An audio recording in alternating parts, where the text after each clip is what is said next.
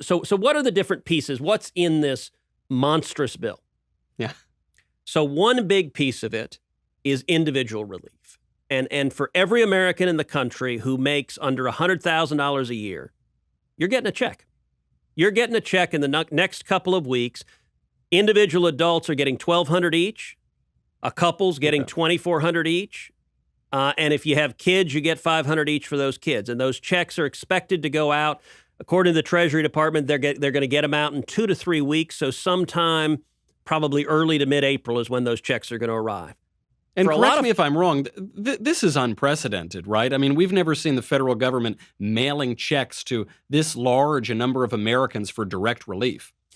The only thing comparable to this was during the 2008 crisis. There was a smaller set of rebate checks that were sent out under the Bush administration, but it wasn't nearly as significant as this. This is much more broad-based, and these are bigger checks. Look, if you look at restaurants that have been shut down all across the country, you look at bars, you look at hardware stores or nail salons, there are a lot of people who are hourly workers who suddenly finding themselves at home and are scared. Right. How am I going to make the rent check next month? Right. How am I going to pay the basic expenses? How are we going to pay for food? And so these checks are providing relief on a broad-based manner. It's not picking winners and losers. It's providing it across the board. Most economists agree that's not going to be a major stimulus effect, but it is going to help people who are worried and being hurt by this right now. Right. I mean, people, they can't afford to not work for a month or however long this is going to go on. So the idea is that's going to fill the gap. And hopefully you can take $1,200 and put it toward your rent or whatever bill is due. What else is in the bill, especially in terms of, I know it was controversial that there's a loan program for businesses to stay afloat. The Democrats were very against that. What does that program look like? Well, let me get to another major part of the bill that I think is really important is there's $377 billion for small businesses. And this is an emergency loan program that is going to go to small businesses, essentially businesses with 500 employees or less. So the hardware stores and barbershops and restaurants that we talked about, all these folks that are shuttered right now and are on the verge of bankruptcy. You can now go, if you're a small business owner, you can go and apply for a loan and you can get it. It's a Small Business Administration loan, but you can get it from your local bank. It's from all of the local banks in the community that you can go and apply for it. And it's up to $10 million. So it's small loans, relatively speaking, but they're designed in particular to meet costs like payroll, to meet costs like rent, the basic costs that you have that you don't want to lose your business. And the way it's designed, if you spend the money on payroll, if you say to your employees, we're going to keep paying you, we're going to keep your paycheck coming, then those loans are forgivable. So for the small business owner, you can take the loan, and if you actually pay it out to your employees, the loan obligation goes away. And so that's a direct lifeline to these small businesses that are profoundly hurting. And a lot of them are making the decision right now, do I stay open or do I shutter the doors? Right. So well, I'm sorry to interrupt. I mean, this is a very important point here because, as we see the unemployment rate ticking up, you had claims last week for unemployment that were comparable, if not higher, than you saw at the peak of the 2009 crisis.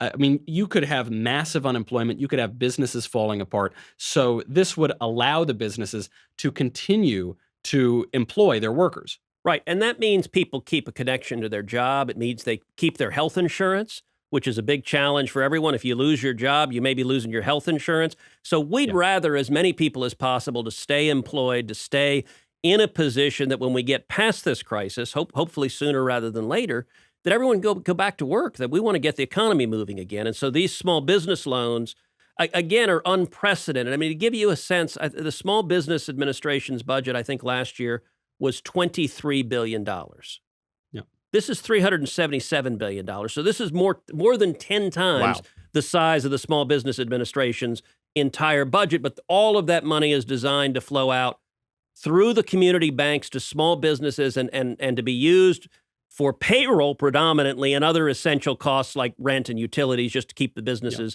open. So Well, I know that this brings up another question on employment that was really central to the debate today, and you played a central role in this, which is some Republican senators, I think Lindsey Graham mentioned it, and you spoke out very forcefully against it, identified in the bill a provision that would actually incentivize people not to go back to work. What was that provision, and where does that stand right now? So part of this bill, and one of the things in particular the Democrats demanded as a price of supporting this bill, was increasing unemployment insurance compensation. So when you file for unemployment in your states, the federal government is plussing up those weekly compensation, and plussing it up dramatically is basically adding $600 a week to what you can earn from unemployment. So what does that mean? And listen, most Republicans, I think that is a good thing. We're going to see this week when the job numbers comes out, we're going to see millions of Americans who have lost their jobs in the last 2 weeks. I mean, it has been, I've spoken to at least a dozen CEOs in the last week who've laid off thousands or tens of thousands of employees. I mean, it's just one after the other after the other. And if you're suddenly laid off, having unemployment and enough to support your family is important. So I think plussing it up made sense. Here's the problem.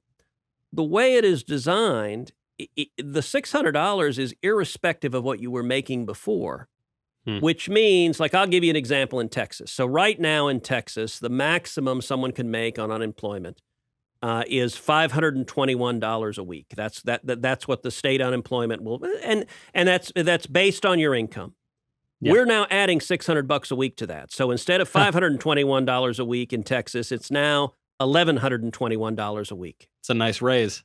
That is a very nice raise. But here's the problem: there's no constraint on whether it is more than you were making in your job. And so I and a number of other senators, we introduced an amendment today, just a common sense amendment that said, look, you should not make more on unemployment than you were making working. It's common sense, right? And we had, so we debated it on the Senate floor. It was interesting. Actually, an astonishing thing broke out on the Senate floor, real debate. Dick Durbin, Democrat from Illinois, was arguing back and forth. And our amendment just was a simple proposition that you shouldn't be paid more in unemployment than you were making in your job. And the reason is you don't want to disincentivize work. I'll use the Texas example. $1,121 a week. That's a little bit over $58,000 a year. Now, it's 4 months worth, but annualized, that's $58,000 a year. That works out to over $28 an hour. Mm-hmm.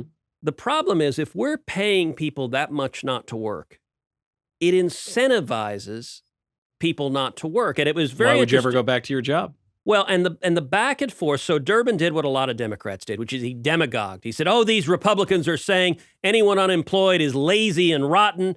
And I said, hold on a second. We're saying exactly the opposite, which is this policy will hurt workers and it'll hurt small businesses. Why? Let's say you're a waitress and you've been laid off from your job. You're getting unemployment, but suddenly you're making $25, $26, $28 an hour at home, not working. And you face the decision, do I go back to work for $10, $12, $15 an hour? We're creating incentives where it would be perfectly rational to say, I'm not going to go back to work because I make a lot more money on unemployment. That hurts the workers. It also hurts small businesses. Let's say you're trying to reopen your restaurant. The shutdown has stopped in your city. You want people to come back. You call up your old employees and they say, look, I'd love to come back to work, but I can't afford the pay cut. Yeah. You got to match my unemployment salary. So that, I think, was an unfortunate mistake, and we ended up, the amendment lost. It was basically a party line vote. I think every Democrat voted against it except Joe Manchin. He was the one, yes. But I think that was unfortunate, but it nonetheless, there will be significant benefits from the additional unemployment insurance in this time of crisis.